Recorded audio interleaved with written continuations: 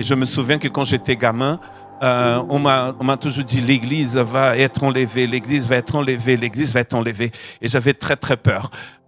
Tous les matins, on mettait à l'époque c'était bien sûr un disque où on jouait la dernière trompette. Et c'est peut-être la dernière trompette. Vous pouvez toujours trouver sur YouTube, vous écrivez la dernière trompette. Et on tremblait parce que à l'école du dimanche, on entendait...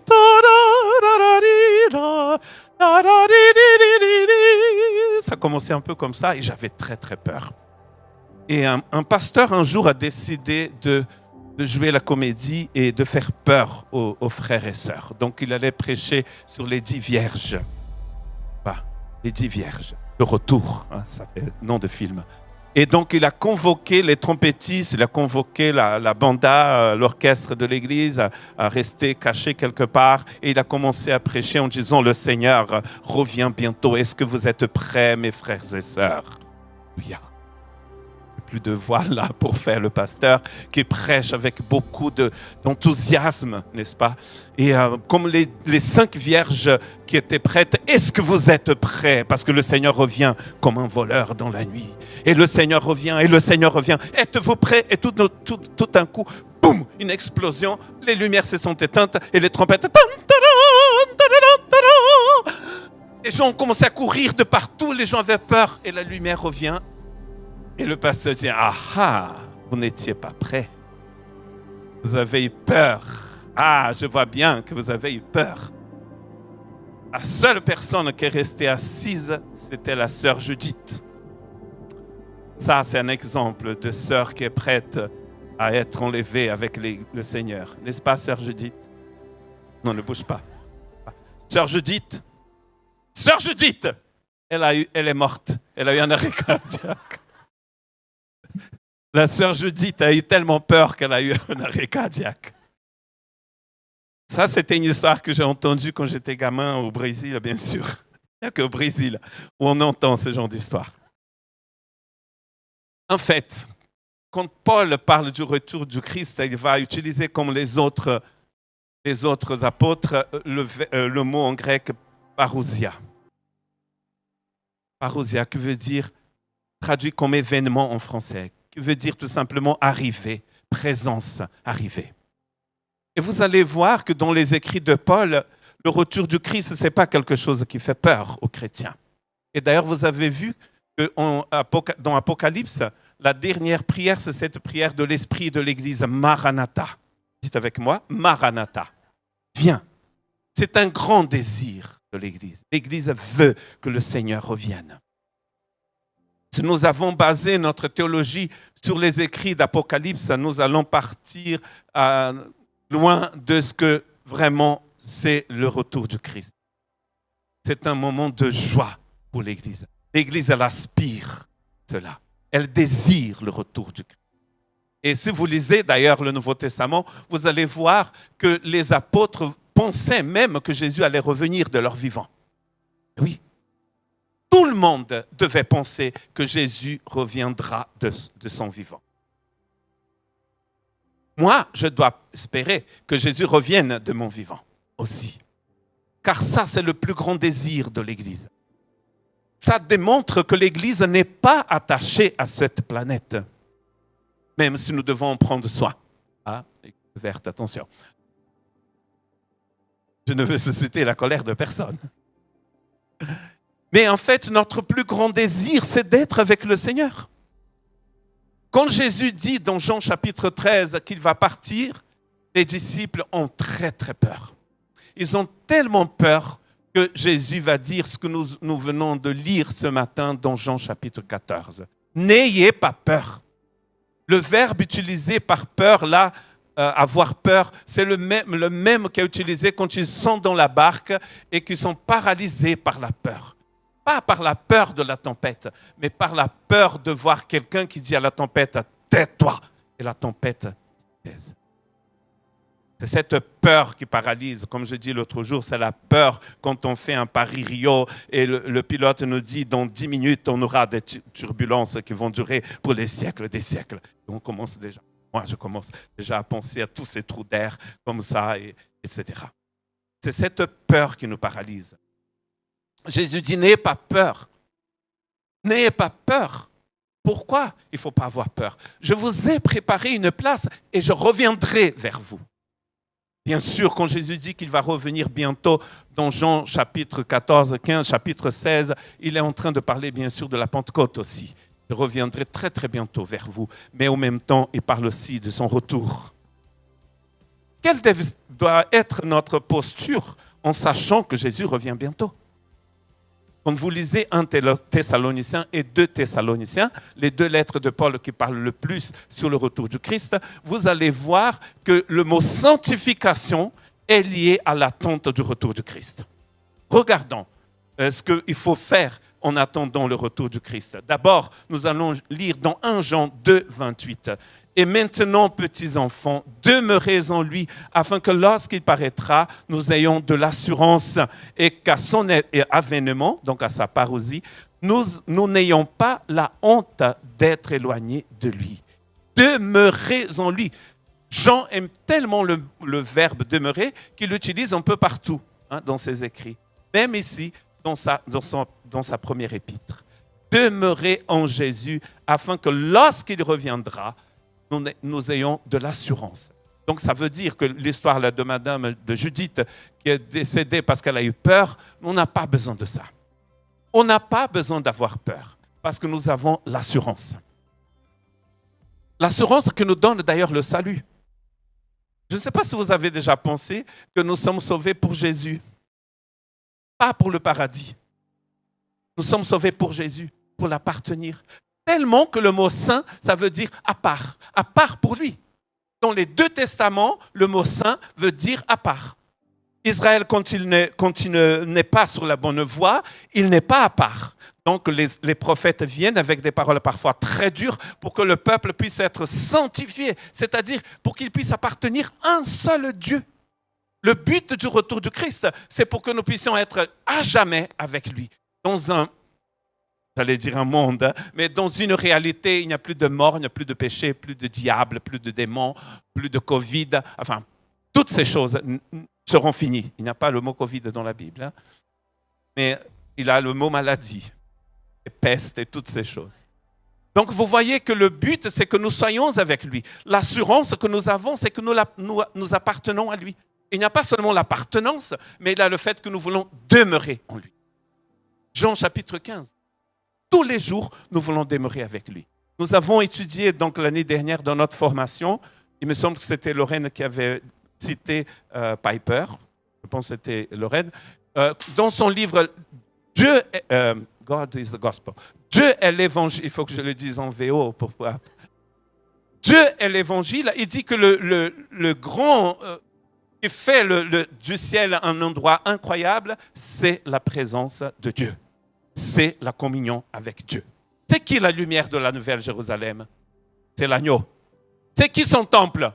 C'est l'agneau. C'est qui le fleuve de vie? C'est l'agneau. C'est qui l'arbre de vie? C'est l'agneau. En fait, c'est l'agneau tout le temps. Donc, si quelqu'un dit « Je voudrais aller au paradis, mais je n'aime pas Jésus », mais il ne peut pas être au paradis. Parce que si quelqu'un qui n'aime pas Jésus, quand il arrive au paradis, il va dire « Ah, tout tourne autour de Jésus ici. » Oh, ça va être un enfer. C'est terrible parce que je ne vous vois pas rigoler avec le masque. Donc vous voyez, pourquoi le retour de Jésus est important? Ce n'est pas parce que nous allons sortir d'une planète qui se meurt pour aller dans un monde qui ne meurt pas. C'est parce que nous allons être avec lui pour toujours. C'est pour ça qu'il dit, demeurez et vous avez de l'assurance quand Jésus reviendra. 1 Thessaloniciens, chapitre 3, verset 13, qu'il affermisse vos cœurs pour qu'ils soient irréprochables dans la sainteté devant Dieu notre Père lors de son avènement, lors de l'avènement de notre Seigneur Jésus-Christ avec tous les saints. Donc, comment devons-nous être en attente de ce grand jour? Un cœur affermi dans la sainteté. C'est-à-dire que la croissance du chrétien, elle est importante parce que si nous sommes saints aujourd'hui, nous voulons être encore plus proches de cette sainteté demain. Parce que Jésus sera plus proche demain qu'il ne l'est aujourd'hui. C'est dans cette attente que nous vivons. Ce n'est pas parce que nous avons peur de l'enfer. C'est sûr que l'enfer, ce n'est pas un endroit pour les enfants du Seigneur. La deuxième mort, c'est la chose la plus abominable qui puisse arriver à un être humain. L'Apocalypse s'appelle la deuxième mort. Le lac de feu. Même quand on dit ça, ça fait trembler. Mais en fait, les gens vivent déjà dans la mort aujourd'hui. C'est la Bible qui le dit dans Éphésiens chapitre 2. Vous étiez morts, dit Paul aux Éphésiens. Dans vos offenses, c'est-à-dire vous étiez là où vous ne deviez pas être, et dans votre péché, c'est-à-dire dans le fait que vous n'atteignez pas le but. Vous étiez à côté de la plaque, vous étiez mort. Mais maintenant, vous êtes vivant en Jésus. Il n'y a rien de pire que d'être mort. Spirituellement, je veux dire. Donc, vous voyez, comment nous attendons le retour du Christ? Pas avec peur, mais dans la sainteté. Parce que le but de notre vie, c'est Jésus. N'est-ce pas? Ou vous en avez peut-être un autre. Quand Christ, votre vie, paraîtra, dit Paul dans Colossiens chapitre 3. Vous allez paraître. Christ, votre vie. Donc le retour du Christ dans 1 Thessaloniciens et aussi dans 2 Thessaloniciens sont liés à la sanctification. 1 Corinthiens, chapitre 15, verset 23. Bien sûr, j'ai pris les textes où il y a le mot parousie qui apparaît 24 fois dans le Nouveau Testament. Mais je ne vais lire que 3 versets. Je ne vais pas lire tous les 24. Dans le verset, dans 1 Corinthiens 15, 23, c'est écrit « Mais chacun en son rang. Christ comme prémisse, puis ceux qui appartiennent à Christ pendant le jour de son avènement. » Il parle ici, bien sûr, de la résurrection des morts. Nous allons ressusciter le jour de l'avènement du Seigneur. Si vous lisez 1 Thessaloniciens et 2 Thessaloniciens, vous allez voir que Paul dit que le jour du retour du Christ, les morts ressusciteront et tous ceux qui sont encore dans un corps vivant, ici sur terre, seront transformés et nous allons retrouver le Seigneur ensemble dans les airs. C'est ce que Paul dit. Le retour du Christ, c'est aussi le jour où les morts vont ressusciter selon 1 Thessaloniciens et selon aussi 1 Corinthiens 15, le grand chapitre de la résurrection des corps, des morts qui sont morts en Christ. Regardez que dans 1 Corinthiens chapitre 15, verset 23, il dit que cela est pour ceux qui appartiennent à Jésus. Vous voyez? Ceux qui appartiennent à Jésus. Le retour du Christ, c'est un jour de gloire pour ceux qui appartiennent à Jésus. Parce que regardez que maintenant, nous appartenons à Jésus, mais nous sommes dans un corps limité, qui nous limite en fait sur cette terre, qui souffre avec des maladies, qui est exposé à toutes sortes de microbes. Vous avez vu la guerre des mondes, parce que vous êtes tous cinéphiles, ce qui a tué les extraterrestres dans la guerre des mondes, c'était des microbes qu'eux, ils ne connaissaient pas. Ils sont morts par des microbes. Notre corps souffre avec tout ce monde invisible qui est autour de nous. Toutes ces maladies, ces virus, ces bactéries. Un jour, il n'y aura plus tout ça, et il y aura seulement l'agneau.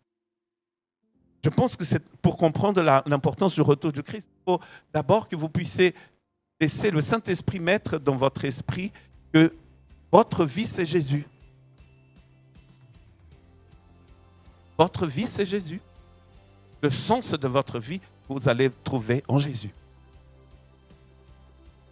On m'a dit une fois, mais tu parles beaucoup de Jésus, mais oui, on va parler de quoi d'autre? On va parler de la Vierge.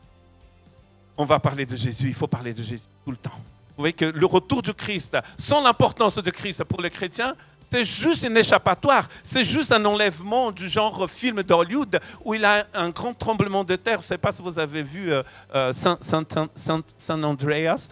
On voit que tout s'écoule de partout, mais on voit ce monsieur et sa ex-femme et ses enfants, on ne sait pas comment, ils échappent à chaque fois. Tout le monde meurt, mais eux, le retour du Christ, ce n'est pas seulement pour sauver quelques personnes et laisser d'autres mourir. C'est ce qui va se passer d'ailleurs. Mais l'importance du retour du Christ, c'est la personne du Christ. Ce n'est pas le fait que nous allons être enlevés à un danger. Mais c'est la personne du Christ. Si nous n'avons pas compris l'importance de Christ en nous, le retour du Christ n'a pas le sens biblique. C'est juste pour nous délivrer de l'enfer. Mais vous imaginez cette personne qui n'aime pas Jésus, mais on ne sait pas comment, il a pu trouver le billet pour entrer au paradis. Sa vie sera un enfer. S'il n'y a pas de communion avec Jésus, il n'y a pas de bonheur au paradis. Où est-ce que l'homme et la femme étaient quand ils ont péché? Dans un paradis. Et ils n'avaient jamais goûté de l'arbre de la vie. Ils étaient dans un jardin magnifique. Mais dès que la chute est arrivée, hein, ils sont tombés d'en haut. L'homme a dit à Dieu, c'est la femme que tu m'as donnée. Et la femme dit à Dieu, c'est le serpent. Et on dit souvent que Dieu a arrêté de demander, parce que si Dieu dit au serpent, pourquoi tu as fait ça? Il dit, oui, mais c'est toi qui nous as créés. C'est ta faute. L'homme se cache, il a peur, il est toujours dans un jardin.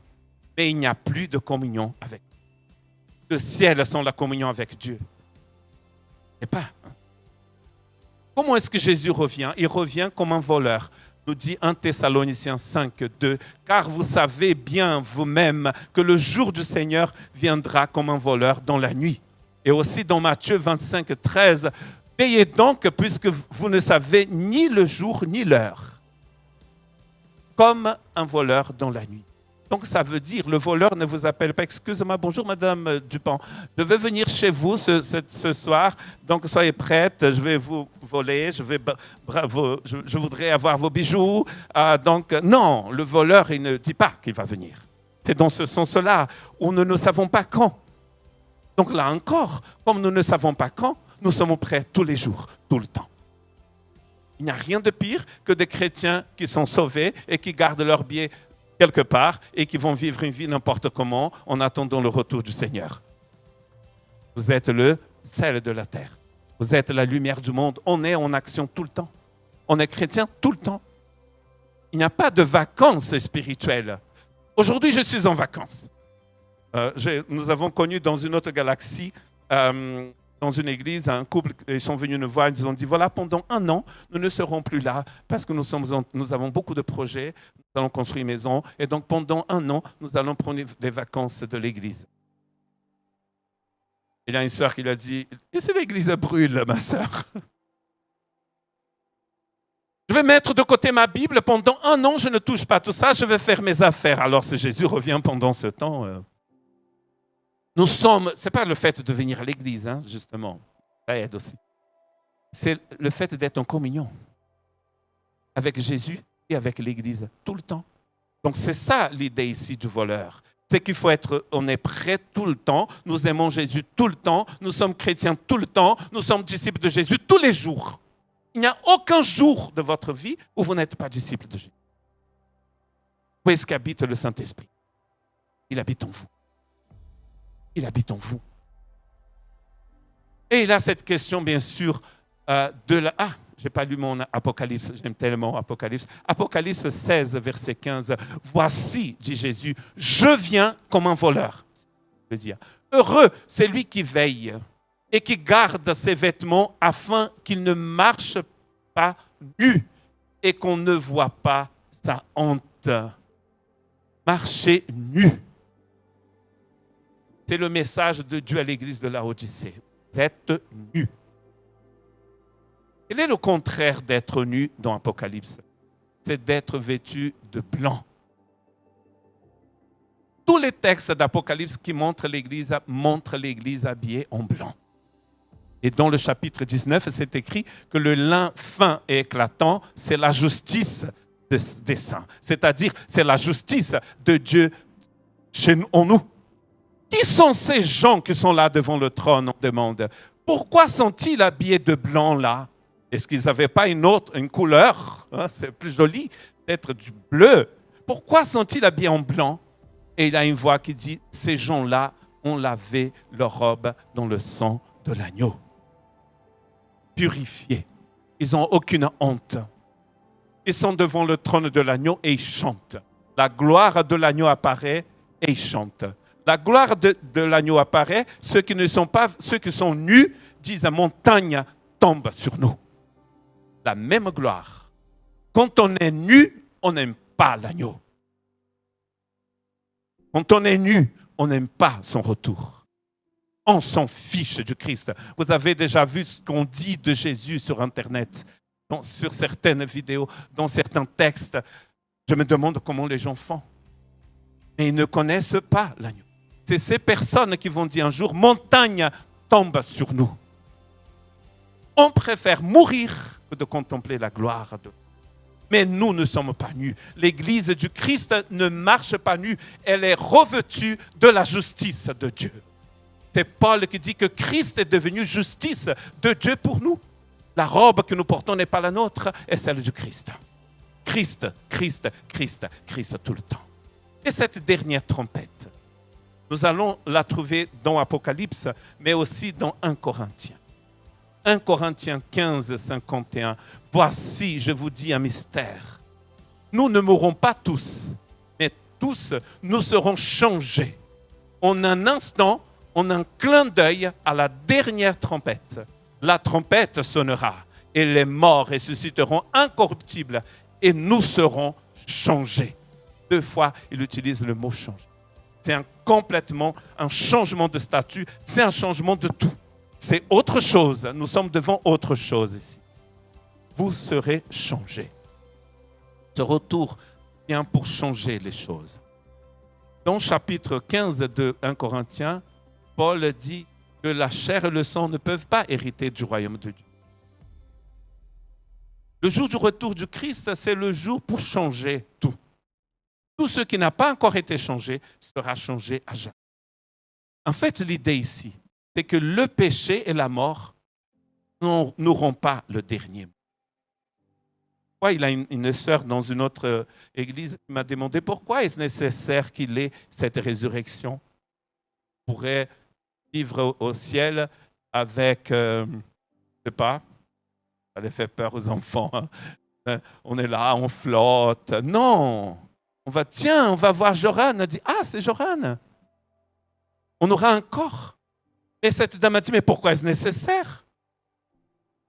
Et c'est nécessaire parce que Dieu ne va rien laisser au péché, ni à la mort, ni rien. Nous ne serons pas des esprits qui flottent comme ça. Nous aurons un corps. C'est ce que dit 1 Corinthien. Nous aurons un corps. Et à un moment, dans 1 Corinthien, et d'ailleurs c'est chanté par le Messie de Handel, « Ô mort, où est ta victoire ?» C'est comme s'il disait, « Ah, où est ta victoire ?» Le retour du Christ va mettre les points sur tous les i. Aucun ne restera sans point. Toutes les réponses seront données. Plus de péché, plus de mort, plus de Satan, plus de virus, plus de tout ça. Tout sera changé, il dit, à la dernière trompette. Nous trouvons cette dernière trompette, Apocalypse appelle la 7e trompette, dans Apocalypse 11, verset 15. Le 7e ange sonna de la trompette. Et il a eu dans le ciel des fortes voix qui disaient « Le royaume du monde est remis à notre Seigneur et à son Christ, et il régnera au siècle des siècles. » Et les 24 vieillards, moi je pense que c'est le peuple de Dieu, les 24 vieillards, qui étaient assis devant Dieu sur le trône, se prosternèrent sur leur face et ils adoraient Dieu en disant « Nous te rendons grâce, Seigneur, Dieu Tout-Puissant, qui était, car tu as saisi ta grande puissance et pris possession de ton règne. » Cette 7e trompette, c'est la dernière. Il y a eu plein d'avertissements. 6 trompettes pour dire au monde, repentez-vous. Repentez-vous, parce que ça servait à ça, une trompette, hein, pour annoncer un danger, pour dire il y a un danger, repentez-vous. Le monde, certaines personnes se repentissent et viennent à l'agneau, d'autres pas. Un moment, il y aura une dernière trompette. Et regardez que dans la Bible, il n'y a pas 8 trompettes, il n'y en a que 7. Donc le Seigneur revient. Est-ce que vous croyez vraiment que Jésus revient? Est-ce que dans votre spiritualité, vous avez rajouté cette chose importante, cet événement important? Jésus revient. Et de toute façon, nous allons d'ailleurs tous mourir.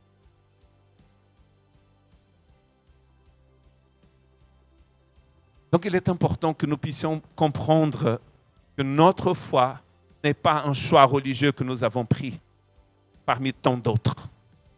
Il y a des gens qui sont ceci, d'autres qui sont cela. Nous sommes chrétiens. Et Jésus va vous dire, sans moi, vous ne pouvez rien faire. Jésus est notre vie, dit Paul dans Colossiens 3:1. Jésus est notre vie. Colossiens 3:1-4. Jésus est notre vie. 2 derniers textes et nous allons prier. 1 Thessaloniciens 4:17. Et ainsi, nous serons toujours avec le Seigneur. L'Apocalypse utilise l'expression pour les siècles des siècles, c'est-à-dire pour toujours, à jamais. Nous serons avec. Soulignez les avec du Nouveau Testament de votre Bible. Ils sont magnifiques, c'est-à-dire que nous formons un seul corps avec lui. Nous sommes un avec lui et nous serons pour toujours avec lui. Vous avez déjà peut-être vécu des moments de grand bonheur dans votre vie. Mon mariage était un moment de bonheur dans ma vie et la naissance de Stéphanie et de Mélanie. Mélanie est née en Angleterre et Stéphanie est née à Lille, chez les Ch'tis. Et j'ai ressenti une grande joie dans mon cœur. Vous avez sûrement ressenti des joies comme ça. Quand vous avez trouvé peut-être votre bien-aimé, vous avez trouvé, je ne sais pas, un retour au pays d'origine et vous avez ça aussi, c'est du bonheur quand la porte s'ouvre. Vous voyez les gens, la famille, les amis de l'autre côté. J'ai vécu beaucoup ça en arrivant à Rio. Et imaginez un bonheur que vous ne pourrez jamais perdre. Ça, c'est le retour de Dieu. Tout ce que vous avez imaginé de plus beau, de plus sublime, c'est le retour de Jésus. C'est la joie éternelle. Il n'y a rien de plus beau que cette rencontre avec lui. Rien. Tout aura un sens. Comme je dis, Jean, nous allons le voir tel qu'il est. Vous allez comprendre, je pense, nous allons comprendre que nous avons été créés pour. La fin de toute chose est proche, dit Pierre. Soyez donc sages et sobres pour vaquer à la prière.